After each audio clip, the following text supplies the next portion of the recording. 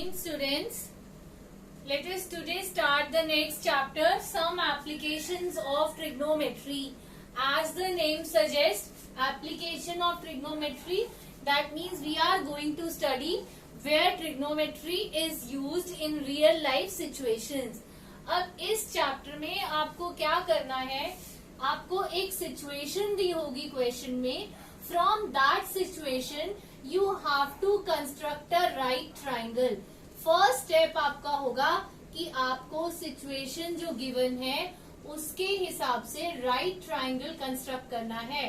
तो सपोज आपने right triangle construct कर लिया, तो ये राइट ट्राइंगल है तो एक एंगल तो 90 डिग्री है. अब क्वेश्चन में इन तीनों साइड्स में से कोई एक साइड दी होगी और एक पूछी होगी.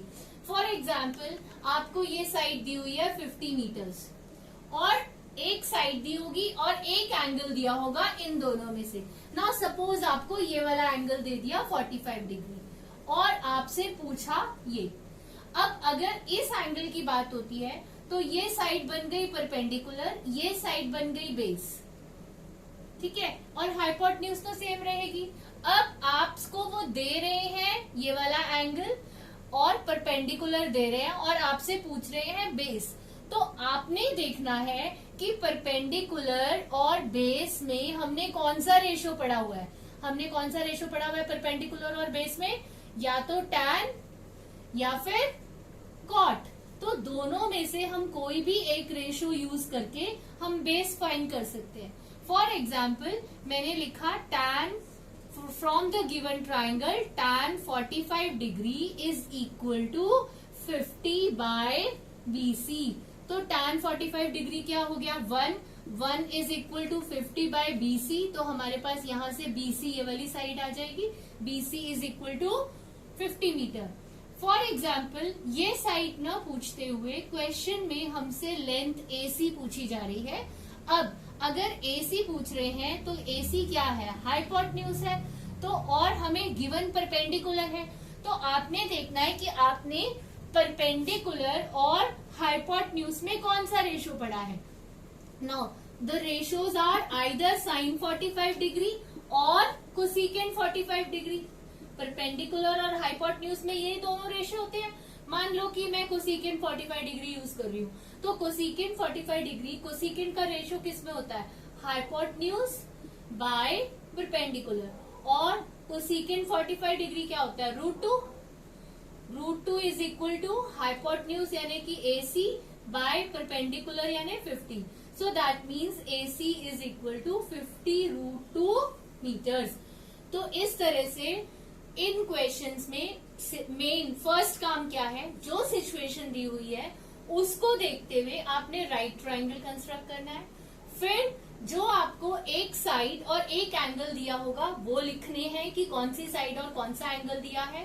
थर्ड, जो साइड आपसे पूछी हुई है उसमें और गिवन साइड में क्या रेशो दिया हुआ है. नाउ बिफोर अंडरस्टैंडिंग दिस आपको 3 चीजें पता होनी चाहिए.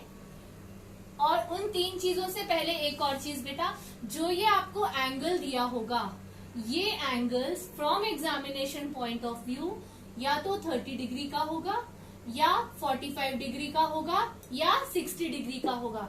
सो in your syllabus there are 3 types of angles, 30 degree, 45 degree and 60 degree. इन दोनों में से जो भी एंगल गिवन है वो इन तीनों में से एक होगा. When you are doing questions from extra book, there are questions related with angle alpha, beta, etc. also. You can do for your own knowledge, but from examination point of view, only questions regarding these 3 types of angles will be asked. केवल आपने 30 degree, 45 degree और 60 degree वाले questions ज्यादा practice करने हैं. And also आपके पास जो situation दी होगी उसमें या तो एक राइट ट्राइंगल बनेगा या 2 राइट ट्राइंगल बनेंगे. फॉर एग्जाम्पल एक सिचुएशन ऐसी आई जिसमें इस तरह से 2 राइट ट्राइंगल बन रहे हैं. See now there is one triangle, this one, and another triangle, right triangle, bigger one.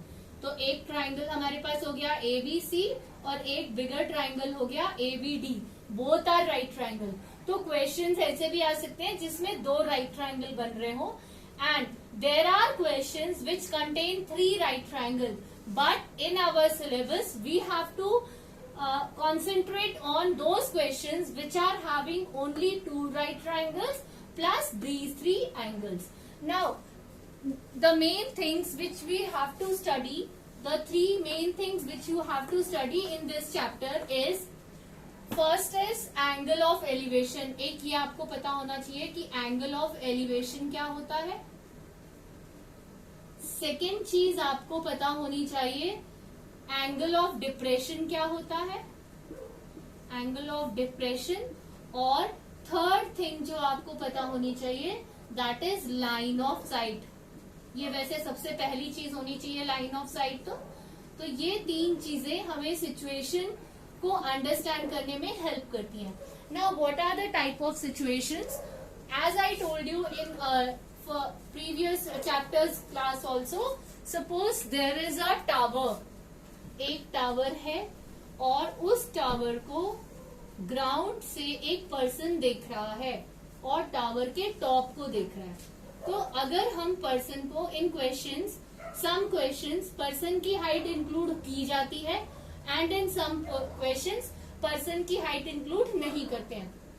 Suppose we ignore the height of the person and the person is looking at the top of the tower. तो वो जब tower के top को देख रहा है तो वो एक एंगल से देख रहा है. इस एंगल को हम बोलते हैं एंगल ऑफ एलिवेशन. अब यहां से कोई लाइन कहां से आई? ये इमेजिनरी लाइन है जिसको हम कहते हैं कि इस इमेजिनरी लाइन के अलोंग ये पॉइंट सी को देख रहा है और उस इमेजिनरी लाइन को हम क्या बोलते हैं? Line of site.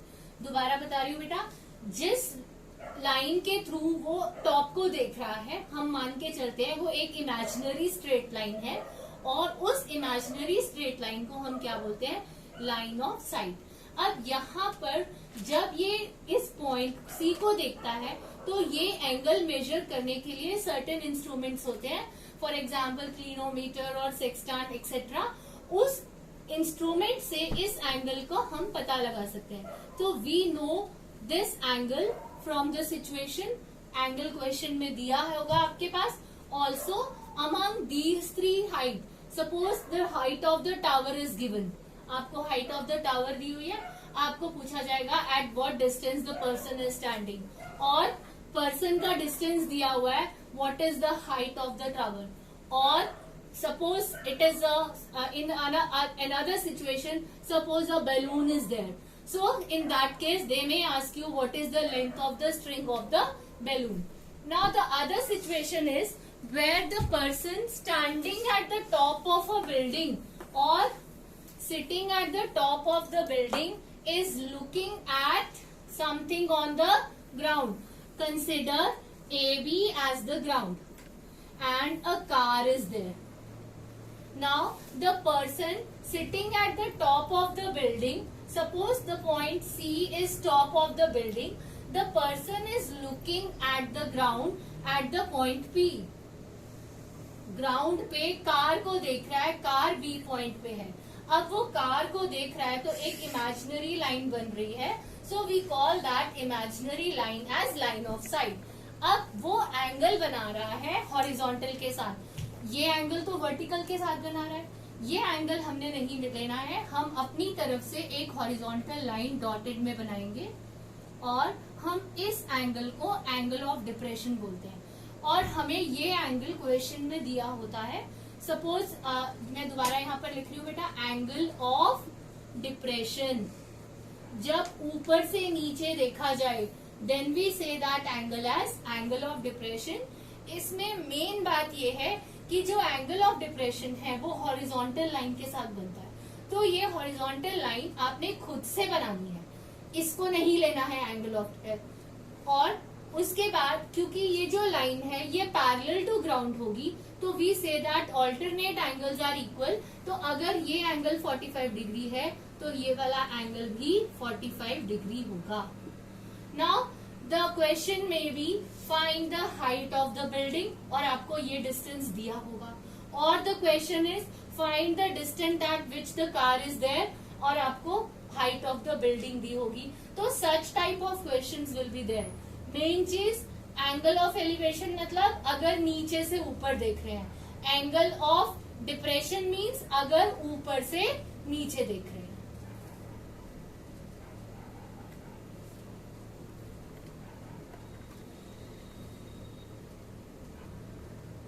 Now let us start with the first question of exercise 9.1. It says a circus artist is climbing a 20-meter long rope which is tightly stretched and tied from the top of a vertical pole to the ground.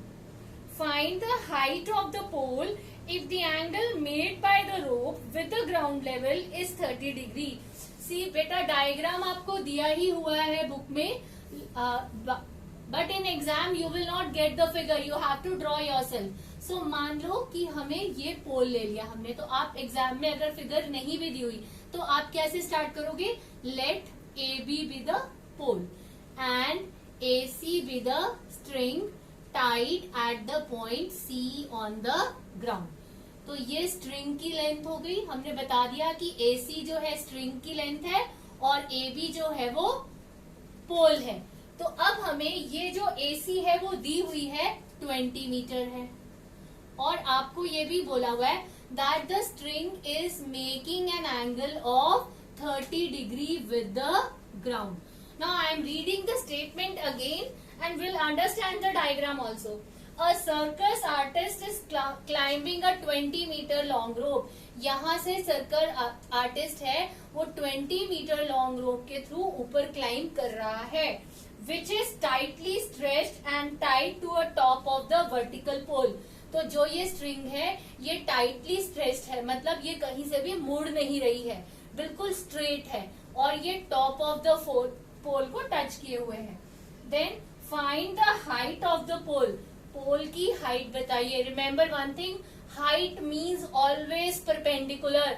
जब भी word height word use किया हुआ है, height from the ground, that means they are talking about the perpendicular line. Find the height of the pole if the angle made by the rope. ये rope है, ये दो जगह पे angle बना रही है, एक ग्राउंड पे और एक विद द पोल.